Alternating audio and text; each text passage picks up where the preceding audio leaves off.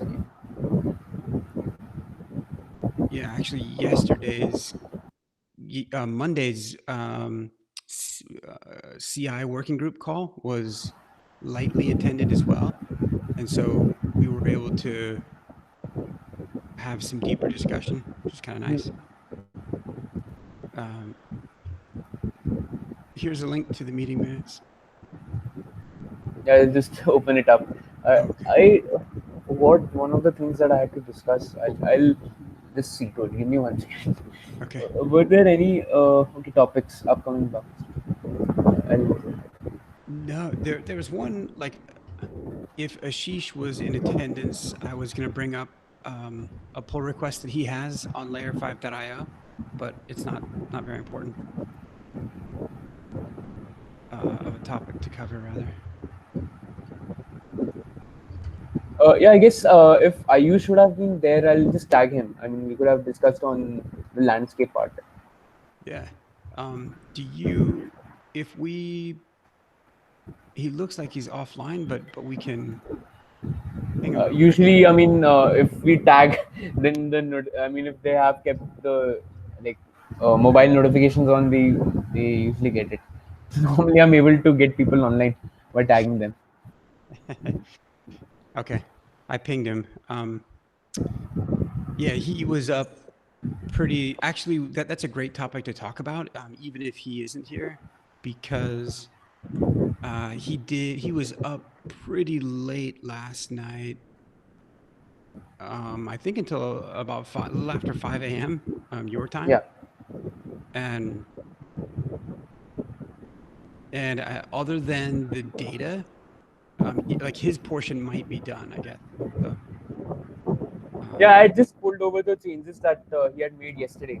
I mean, today morning for us, and I'll just make the changes and probably push it till tomorrow morning. gotcha. Yeah, if Lee, what's the feature spectrum branch of the layer 5 repo? yeah, let's talk about that actually. Let's build it and show it because I think it's just easier to. Shivai, you don't happen to have that built just yet right now, do you? No, actually, Lee. Again, the thing is that for me, that one particular gem file which I told you about, uh, it's preventing me from building. So, could you suggest me something? I mean, because so far, whatever changes I've made to the layer 5, I have probably just relied on the build that takes place using Netlify, because it has been quite a bad experience for me, because Nokogiri is the gem file that I've been trying to install, and Ashish told me that even he has referred to it ever since the Ruby version was updated.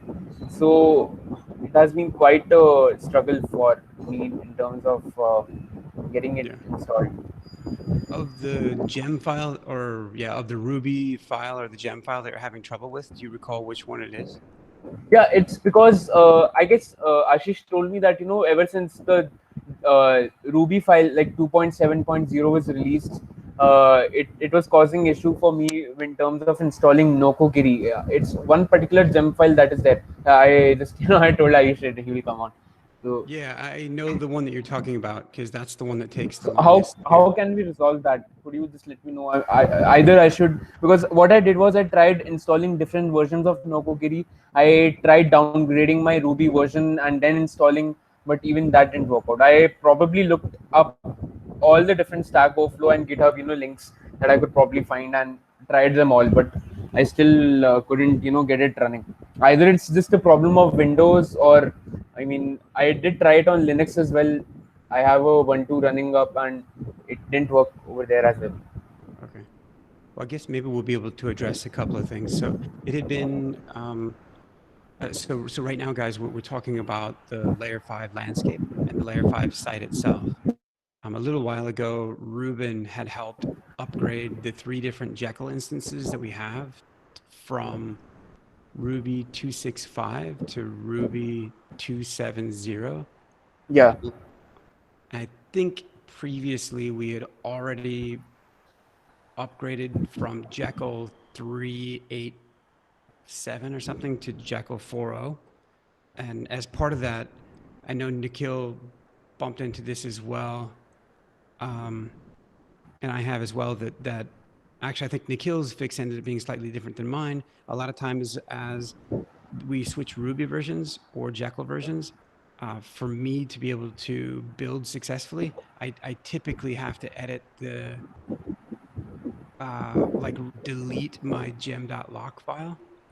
I did that. I deleted the gem dot because I guess either you told me to do it or Ashish told me, and I did that, and even that didn't work out. Nikhil, it's usually I guess when I'm doing bundle install, it doesn't let me install Nokogiri because it throws me an error for Nokogiri, like that particular gem file. Yeah, Uh, actually, I got it. Previously, much ago, a few weeks ago, when I was working on layer 5 site on the front end part, then I faced the same issue.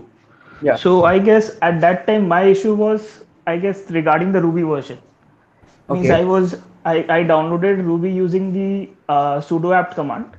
Yeah. So it downloaded the Ruby files, but few of them were missing. So I went up to Stack Overflow and other sites and then uninstalled it and then downloaded RVM, Ruby Version Manager. Okay. And then through RVM, I set up my Ruby libraries and all. And then I ran the few commands like bundle install and then updated the bundler to 2.1.4 because I think by default it gets downloaded to 2.1.2 and then upgraded it and then used the bundle install command and then it ran right away. And after that, I Uh, didn't face that issue. Okay, if it's possible, I guess I can after this call I can get in touch with you on Slack and probably get more. I'll I'll Yeah, I'll, I'll uninstall my Ruby version, like Ruby completely from my system.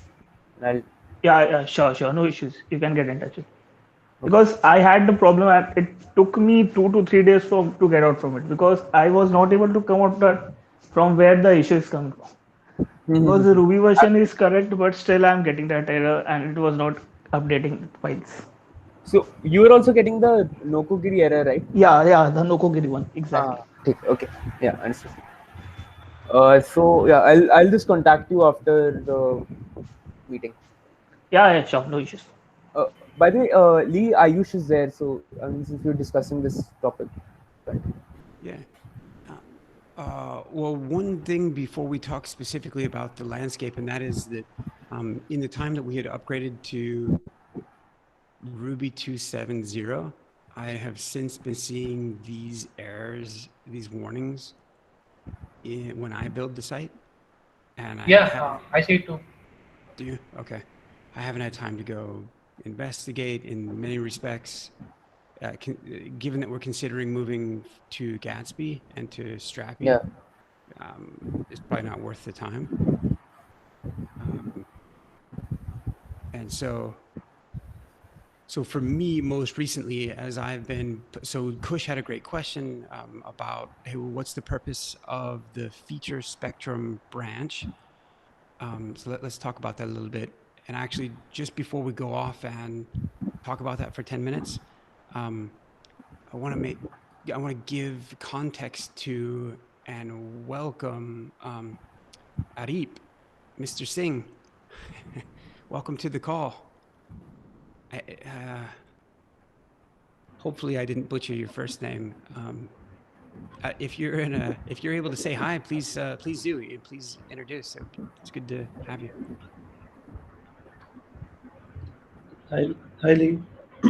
Hello. Hi team. It's nice to be a part of uh, Layer 5. I have just been introduced lately, so looking forward to contribute and participate. Nice. Yeah, perfect. Well, I got to say, I was pretty excited to see Kubernetes controllers, kind of operators, as part of your ongoing focus. In part because I have promised Nitish Malhotra, who's on the call, that we would like actually do a few of those. And I made that promise a long time ago. So he's exercising patience with me. Anyway, good for you to meet Nitish, who's on the call as well. There's probably some common interest and overlap.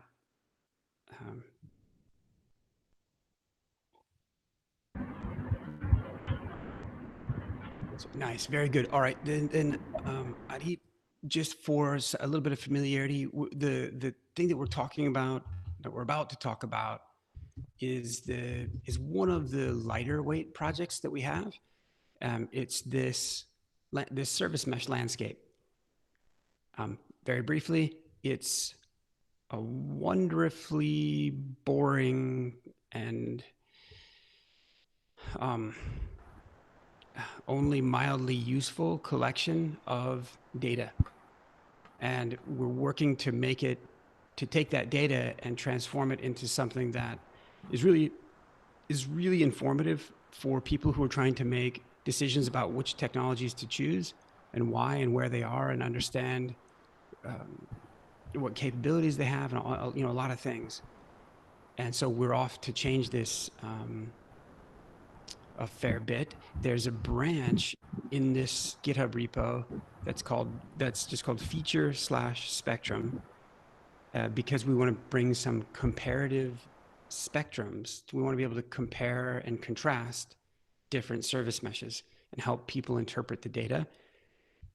It's actually probably like a 9-month-old effort. A number of different people have worked on it.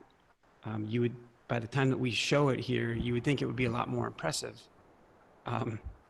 But it's just people have come. Lee, could you run the local host? Yeah. And so this is at least I think this is the current version of what that branch is. And so, yep, there's about 3 different comparatives, if you will. They're a little bit different. So there's an enhanced and kind of a different looking tabular format for helping train people's eyes to things that they're looking for, and which mesh might be better suited for them based on functionality. Mostly, this information is halfway accurate, and also inaccurate. This is just a mock-up, not a mock-up. It's an implementation with the bad data. Then there's another way that we're going to try to categorize meshes under different under different headings, and probably describe them. Actually, Ayush, can you just confirm that in this format, in this comparative, that we will still retain the ability for the card itself to have the white description underneath, or are we just shifting over to the tooltip entirely? What I have just shifted it to the tooltip entirely. I have removed the white part, but if you will, then let's revert it. Okay, yeah. Food for thought. I guess I'll refrain from comment just because we do want to land this. So then, lastly, and maybe most interestingly, I mean, this will be interesting and this will be fighting words, so to speak, with each of our friends, the service meshes. Hopefully, we get it right? Like most of the data that's here for gray matter, they put in. The data that's here for Aspen Mesh, they put in. Same thing for A10. So hopefully it's accurate and there aren't a bunch of bickering. The last type of comparative is this spectrum, and here's one that, if you consider how well a given service mesh will scale. On one side, it doesn't scale very highly. On the other hand, it does. And our intention is to show each of the service meshes on this spectrum, saying this one has proven the highest scale thus far versus the others, and just have a number of these spectrums to help people interpret a bit more. So that's the effort. We're about there, I think. So what is this showing, Lee? You have the mesh on top, and then it's all the CNI providers. Like, yeah, I can't quite make out what it's. Yeah, exactly. No, and that's good, because one, we're not going to show CNI providers. Like, yeah, that's relevant, but we're not going to have them in here, at least not now. And two, this is just, for the most part, this is just kind of made up spectrums and bad, Oh, bad data. Now, Nitish, so it's just a placeholder. yeah. Okay. That said, Nitish, this is an area that you might be interested in weighing in on. It would be, I think it'd be good to have your perspective on. This one is potentially a spectrum that we would use, that we would say, hey, look, on the spectrum of you identifying with and or having a role as a network engineer on one hand, Mhm. maybe in the middle where it doesn't say it, but maybe in the middle you might consider yourself, or you might perform the role of an operator, and on the Mhm. very other end as a developer. Right. Just sort of indicating like, are you at layer 7, or how close to the code versus how close to the infrastructure, so to speak, are you? Right. And along that path, which one of the service meshes it might call to you the most? Mhm. I would say that, hey, network service mesh would sit way over here, while Mhm. I don't know. While I'm not sure which one, I don't. Linkerd, Yeah, probably. I don't know. So something, but it'll be a little tough. It's one of these things where it's intentionally a spectrum that's mushy, and it isn't a binary sort of black, like as Right. versus something like this. It's like, hey, do they have auto inject? No, that's black and white. Mhm. So Right. and so the Nitish, give some thought, if you would, as to what you think might be interesting spectrums. I had done one for the CNCF had commissioned me a couple of years ago to do one for CNI providers, which is why we were using that as an example. Mhm. So they're sort of like, hey, is that driver focused on underlay or overlay? And Mhm. Yeah, I mean, one of them for network engineers is that maintenance for a admin would be something like Linkerd is the easiest. But in terms of features that developers want to add and not instrument in their own applications, Istio would be the choice that would give them all sorts of security, OAuth, whatever you need. yeah. So I think that's one way to categorize it. So Nitish, this is actually like when this is, there's two things. It's like, hey, when this is done visually, Mhm. it'll be a thing. We'll go, pound the marketing pavement with it a bit. What this is, the rationale behind where things landed on these spectrums and what spectrums were even relevant or useful. Mhm. Service mesh interface might be spectrum, or it might be right now. Shivai is working on this a bit, and the intention is for it to initially just continue to be a table, which is what we have now. But my point is, like, this is something that we would go up on stage and talk about the landscape, why they're all here, the background to why the world is multi-mesh and what's going on, and then all these different things. And so some thought behind it makes it worth talking about.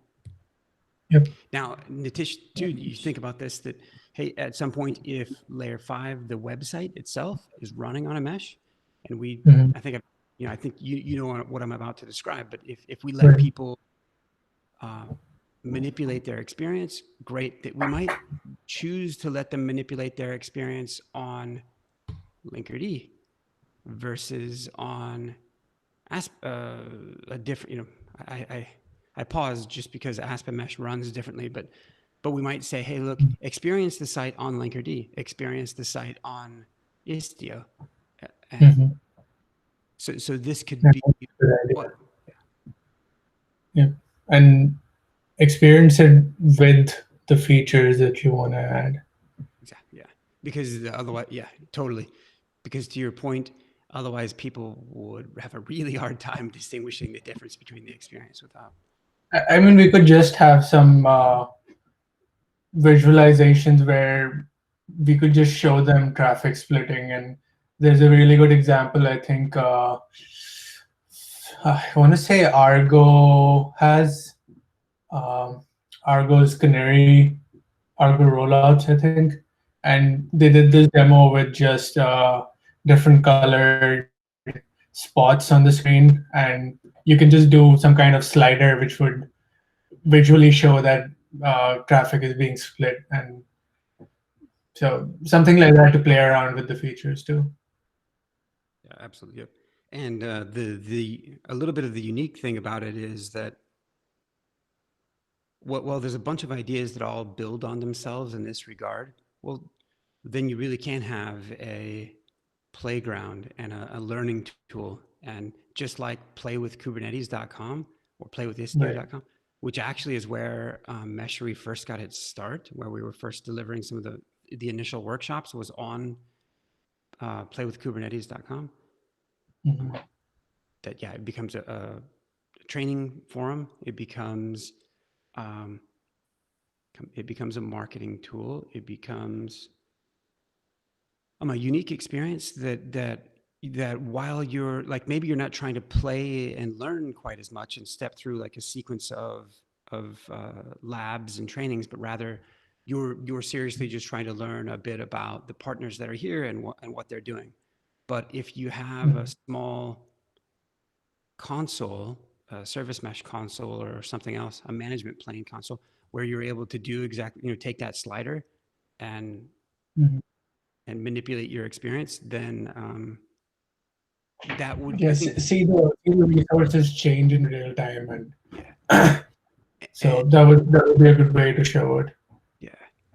And that would be, and actually, what might be interesting is if we're able to give them the experience, the unmanipulated experience as they're seeing it now, another frame in which they're seeing the experience that they have manipulated, and then a frame that is the control panel or something. I don't know. There's things to brainstorm, but yeah.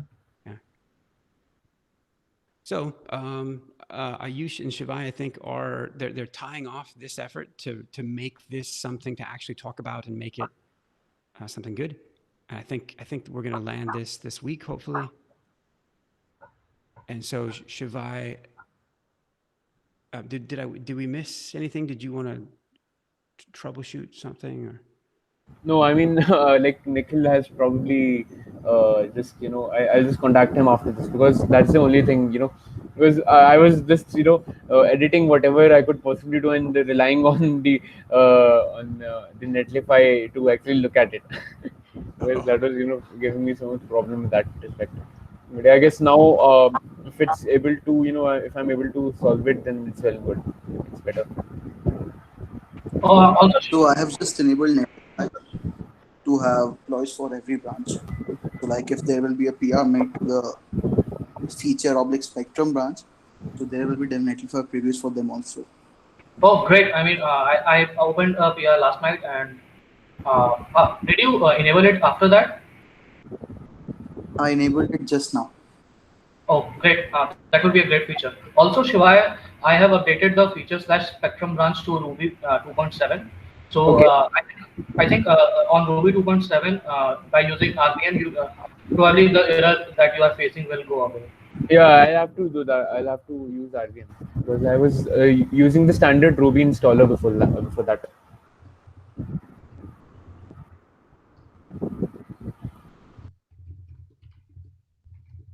Okay.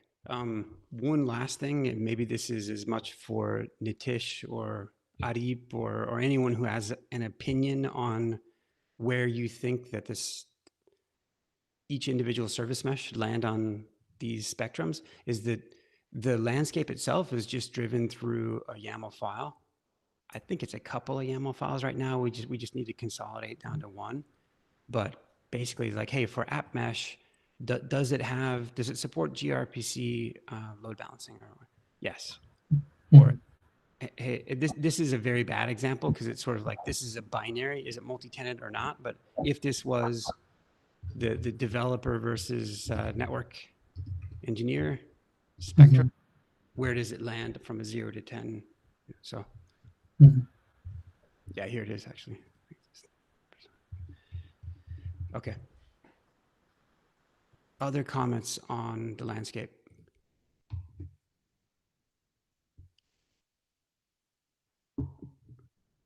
So, like, since we are going to migrate to the Gatsby and Strappy, so is it worth to update the landscape right now? Yep, we're almost there. It'll just take a little more work. That's a great question. That's a well-placed thought. I will punch my iMac that's sitting in front of me if we don't publish that thing like this year.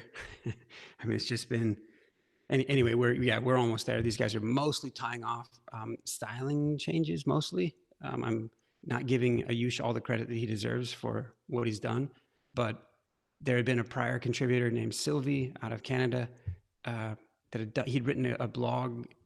He'd written 2 blogs on what he had done here.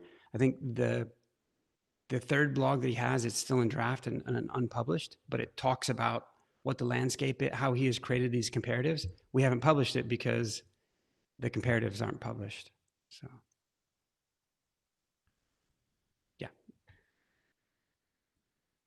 yeah, and that's right. Nikhil, we don't want to, or Kush, we don't want to spend much more time on it. We want to get it done. And any other comments? Landscape. A quick comment and call for participation is that within the community, we've begun to keep a little bit of a calendar. I don't know that content calendar is quite the best term, but a calendar of of blogs, of talks, of meetups that folks within this community are organizing or speaking at or writing or publishing and so a few of you that are on the call are tagged here to produce something or to participate in something. If you'd like to, I'll say it like this, concisely, and that is that there are continuously any number of opportunities to for any one of you to be put on stage if you're not already doing, if that's something that you desire, and if you're not already doing that yourself.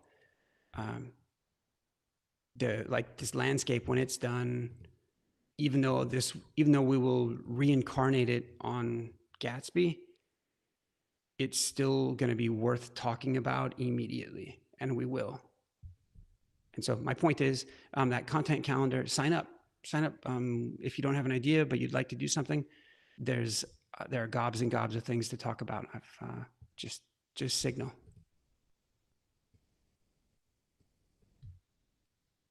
Any comments on the content calendar?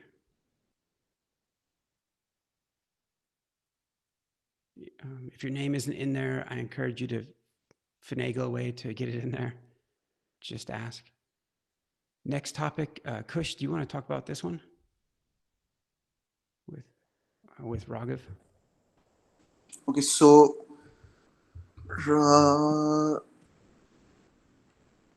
I think Raghav is not on the call.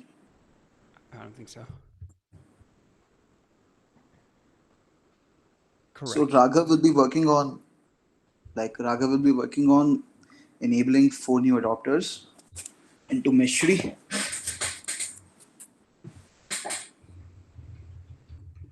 And I invited him to this call. I think he didn't join it.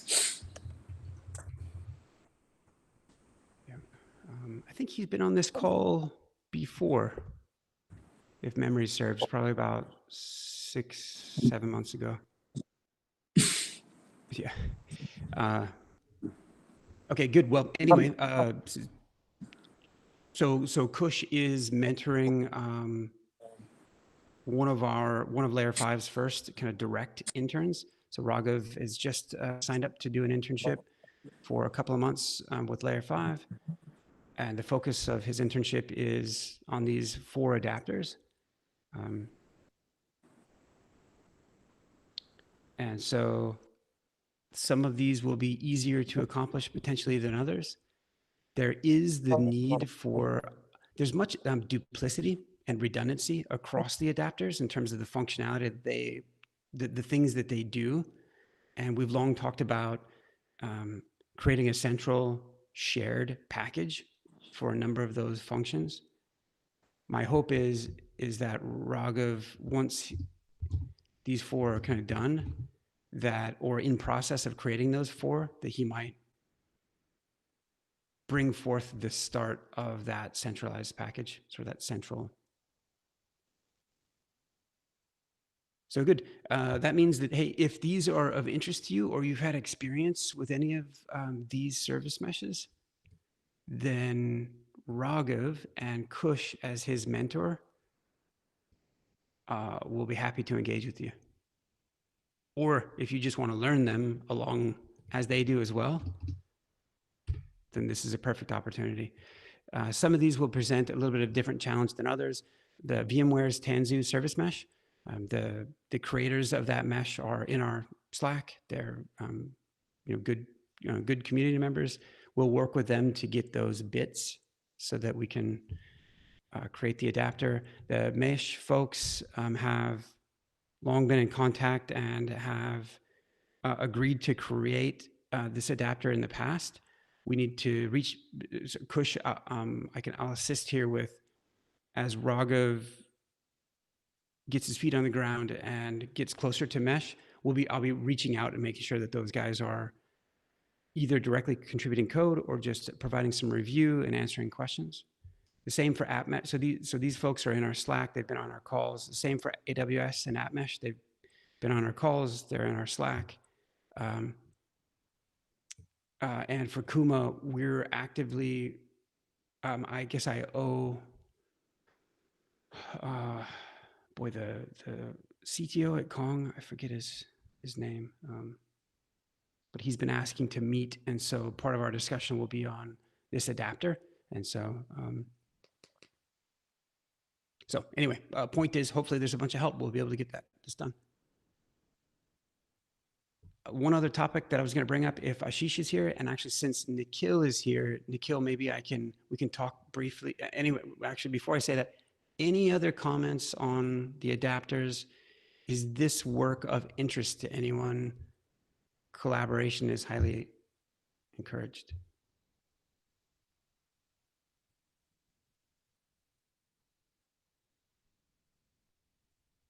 If it becomes of interest later, Kush and Raghav are good guys to go see.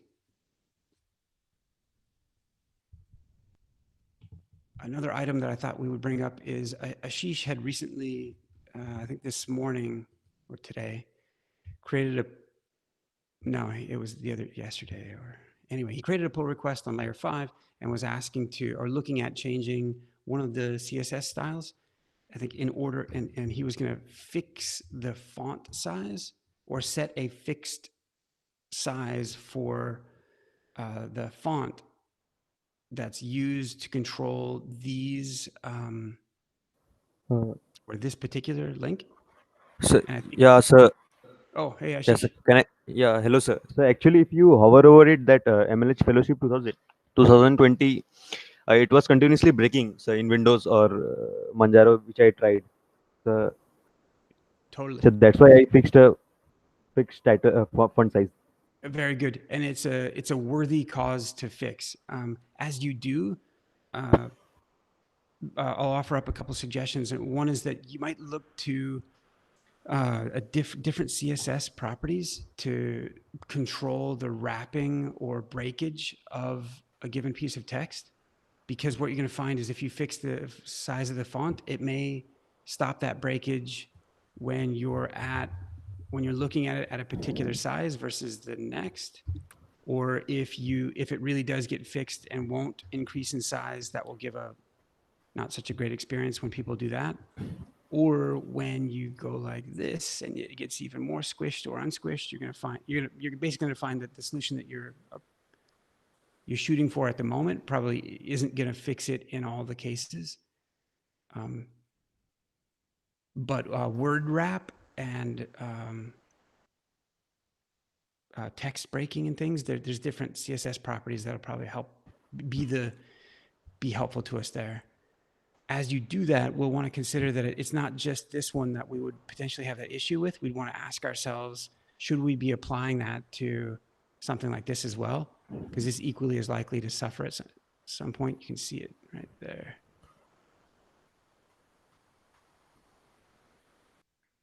And so, yep. As just a special note, kind of on this topic, is that I'm not sure if we're still in consideration for layer 5 to participate in Major League Hacking this go around. Shivai, you haven't heard back anything further, have you?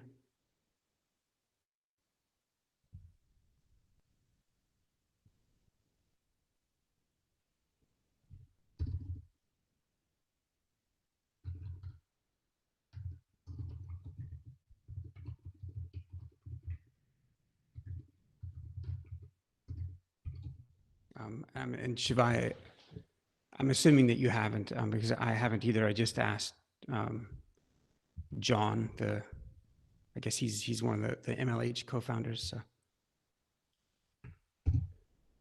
All right.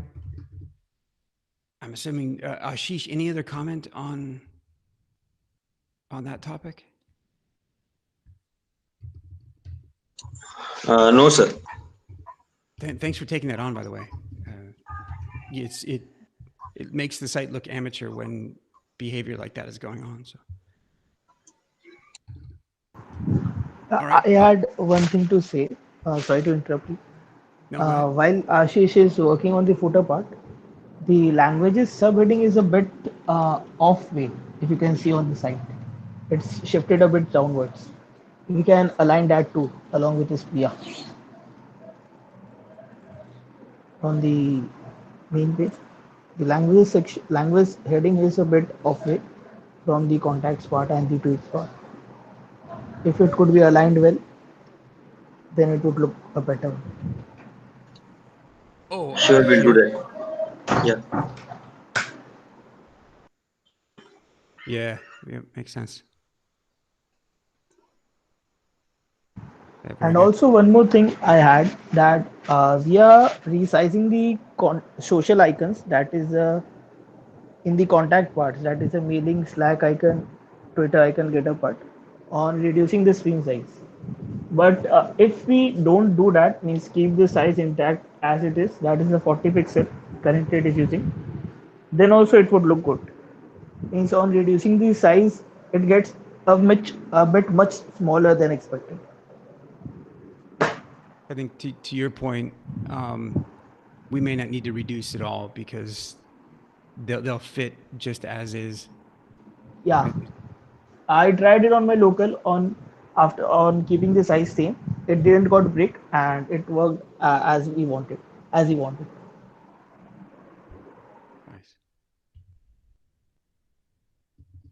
Makes sense to me.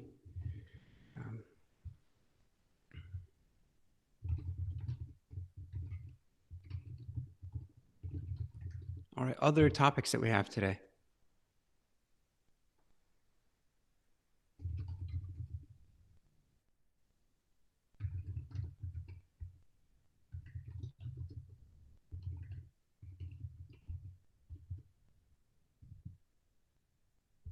I'm trying to think.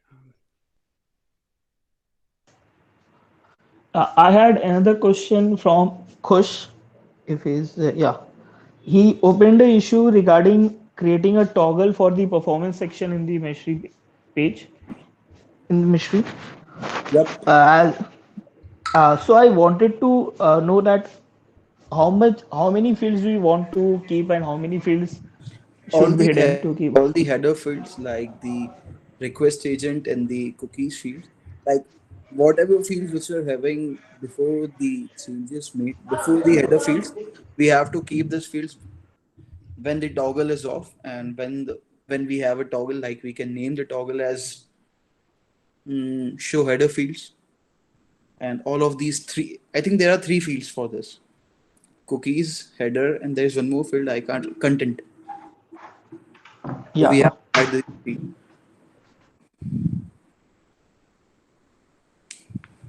Okay, okay. I was thinking of taking up that issue, so I just wanted to inquire that.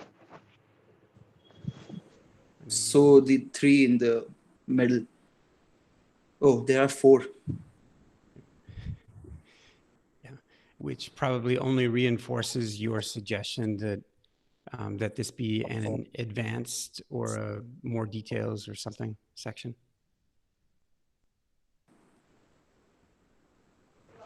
So basically, all the sections, all the input part from the headers should be under the top, right? Or only the headers part? Means the 3 to 4 input boxes. The these four here. The, Okay, okay. yep, that's a great suggestion. Does anyone have any better suggestions about how they think that the tabular form of invoking a performance test should look?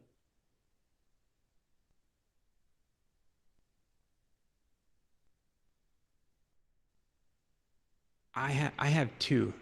Go ahead. Maybe we can have a collapsible, like an accordion, and that will give us the extra options. Nice. Okay, beautiful. I think that's exactly what Kush and Nikhil are thinking as well, to like hide these advanced options by default, but let people. The two suggestions that I have are, one is that eventually we'll get to a visual topology. We'll get to a canvas, if you will, that shows where various services are, and that we would ultimately let people drive performance tests and invoke performance tests using that visual interface. We would still provide them with the option to fill things in a form to the extent that they had a really long set of, they wanted to upload their cookie, or to the extent that the interaction here was maybe a bit more intense than what someone would like to drive on that visual interface. So that's a bit longer term. The more immediate, shorter term, Kush kind of falls into the body of work that I'm hoping that a collection of us get off and going on performance management, on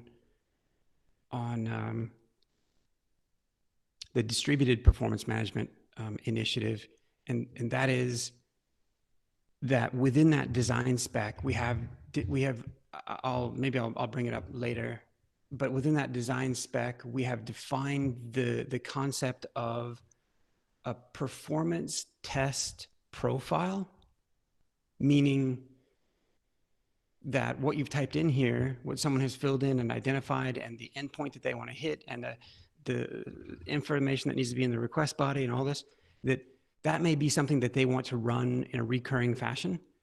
And so we should allow them to save this profile, or save that config as a profile, and call it back up. So performance test profiles are a construct that would help on this interface, because people can fill this complicated form in once, save it, recall it. Later, as we go to allow people to schedule performance tests, they can schedule a given profile that they want to run. So there's a set of features, constructs to be brought forth there. No one is working on that right now, by the way, but that is described in a design spec, if anyone's interested. Another area of enhancement with respect to performance tests, Kush, I think you are 3/4 of the way through creating a fourth tab in the settings area, the fourth tab called performance. And Yep. I have written the handler as Nitish suggested. I will push the changes tonight after testing if it is working. Nice. Okay. Nice. So you're more like 9/10 of the way there. But that's nice because now then people can persist their preferences as a global setting.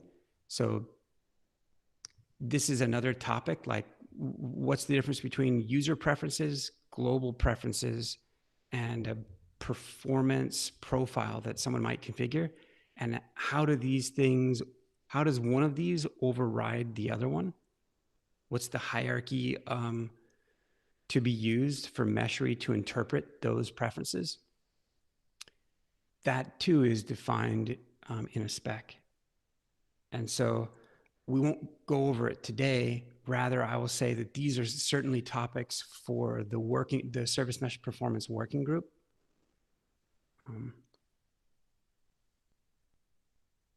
Okay.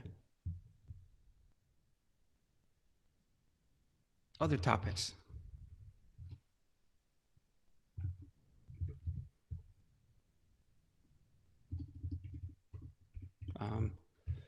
I think we'll bring this up probably during the community meeting, but I'll say that, there's a Ishita Kumar is attending university, doing her master's degree in Indiana at the Bloomington University. She had used Meshery for her final project this year, and she's in the community. She's looking forward to assisting on front end and on documentation. She seems pretty excited. I'm pretty excited. So if you see her, say hi, and hopefully we'll get her on a call at some point. Nipur has signed up to be her meshmate. And so that reminds me, Adheip, I don't know if we talked to you about the meshmate program. So we'll do that. I'll ping you about that after the call. Sure. Other topics?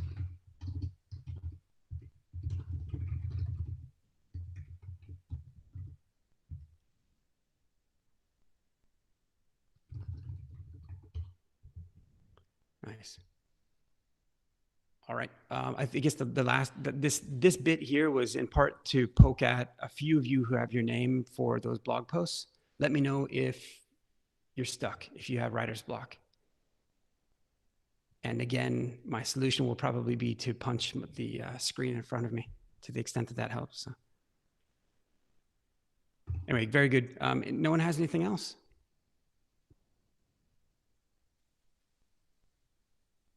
All right. We'll see you all on Friday. Thanks for coming, everybody. Talk to you soon. All right, guys. See you guys. Okay. Bye, guys.